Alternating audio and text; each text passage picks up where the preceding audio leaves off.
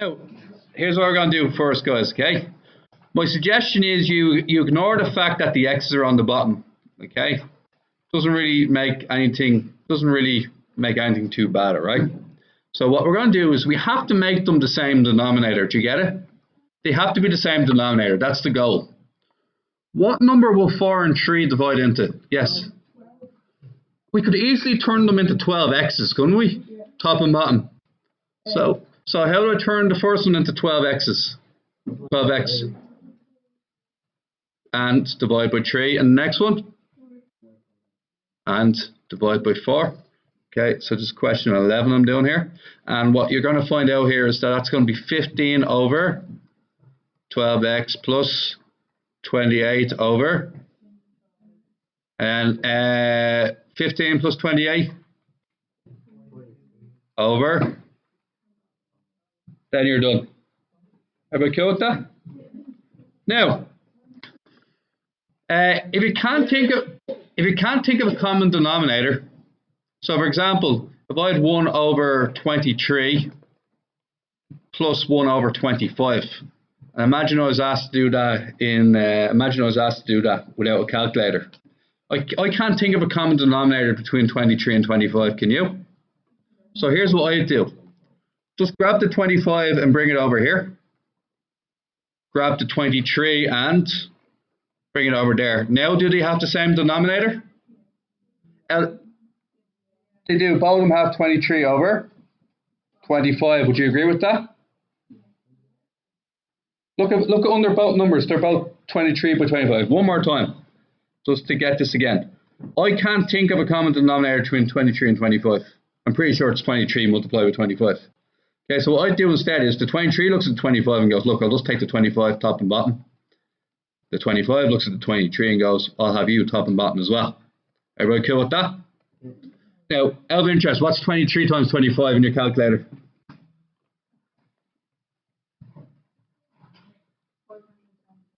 575. I was never going to work that out in my head. That just wasn't going to happen, okay? Now, that's 25, and the other one is? And the answer would be 48 over 505. We're going to apply the same principle to question 20. I can't think of a common denominator between 2x minus 5 and x minus 3. Just don't know it. Okay, that's true. But if it's common, it doesn't matter. Okay, so there's a yellow denominator and there's the green denominator. Everybody cool with that?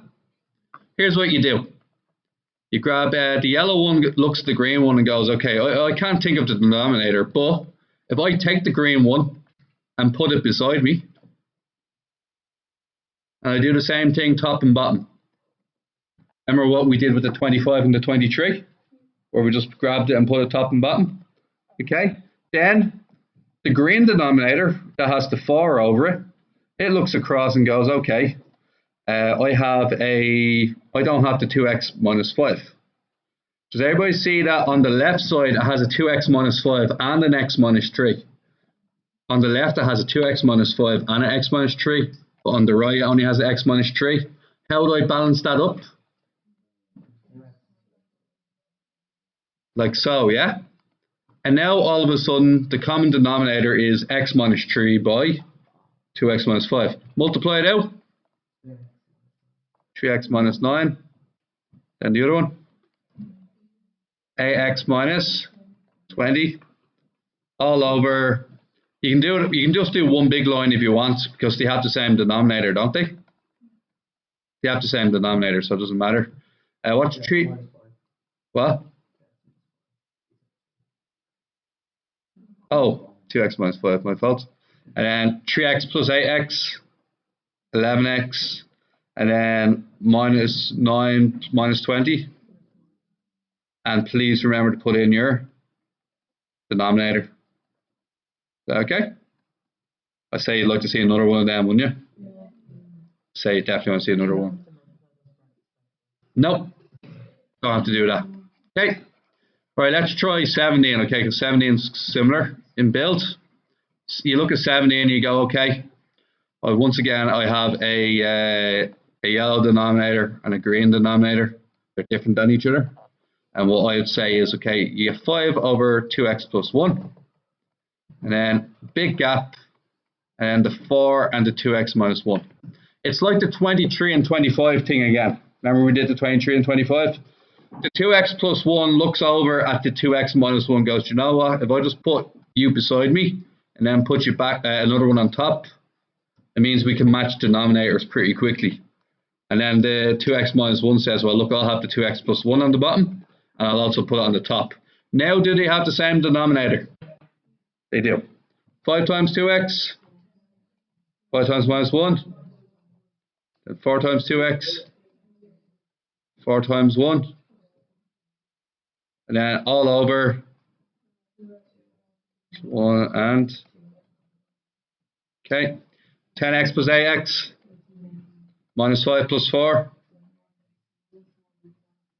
all over 2x plus 1 and minus 1. All right, I've done 11, 20, and 17. Now, the big one, El Gigante. Okay, so once again, if I had a third plus 2/5 plus a seventh, instead of trying to find the common denominator, what I could do is I could just go, a 3 sees a 5 and a, so just put a 5 and a 7 and put a 5 and a. The 5 sees a 3 and a 7, so put 3 and a 7 and then a 3 and a 7. The 7 sees a 5 and a 3, so put a 5 and a 3 and a 5 and a 3. Do they all have the same common denominator now? It's all going to be 15 multiplied by 7, which is 105. They're all going to be over 105. I could write it as 3 separate fractions, or I could just do one big line and write down 105. Your call. The first one's 35, the next one's 42, and the last one is, I could also write that as 35 plus 42 plus 15, all over 105. And then when you add them up together, you get 57 plus 35, which is 92 over 105. Okay? Everybody all right with that? Oh, question. I didn't. I'm just showing you a basic example. Now I'm going to do question 26. That was not me doing question 26. That was me showing you a technique for 26. So remember what we did for the 5, the 3, and the 7? We're going to do the same thing here. They're just going to look across and choose each other. So get this. 1 over x plus 2 over x plus 1. Notice the big gaps, because we're going to need it in a second. Actually, we're going to need most of it over here, actually. Okay, and a bit too big. All right, get this. What does the x say? X plus 1 and 3. So we do x plus 1 and 3. Okay, next one. It says the x and the 3, doesn't it? And the third one? Now, if I was to choose which way I wanted to write the denominator, would everybody agree that the denominator is the same for all 3 of them?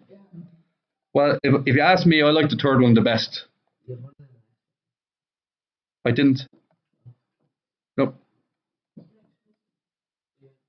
Where? Oh, up here. Oh, I need an extra x. Alright, so that's, at least I heard you right. Okay, guys, is everybody happy so far? Now, how do you check your answer? Well, look, if I cancel this, remember we said you're allowed to cancel the top of the bottom. If I cancel the 3's and the x plus 1's, I'm left with 1 over x. If I cancel the x's and the 3's, what am I left with? 2 over. Same thing, isn't it? And if I cancel the x and the x plus 1's, I'm left with 1 over. I didn't change anything. I just gave them a quick makeover. Yes, on. This one here. There was a 3 on the bottom, and we gave it an x and an x plus 1. So what we give to the bottom, we must give to the top. Okay, quickly does this. 1 times x plus 1 is still x plus 1. X plus 1 times 3 plus 3. 2 times x, 2x. 2 times 3. Don't pack up, please. Okay, 1 times x is x. X times x. X times 1. 1x. And then finally, at the very end, it's x squared plus 4x, is it? No, more than 4x. 10x plus divided by 3x and x plus 1.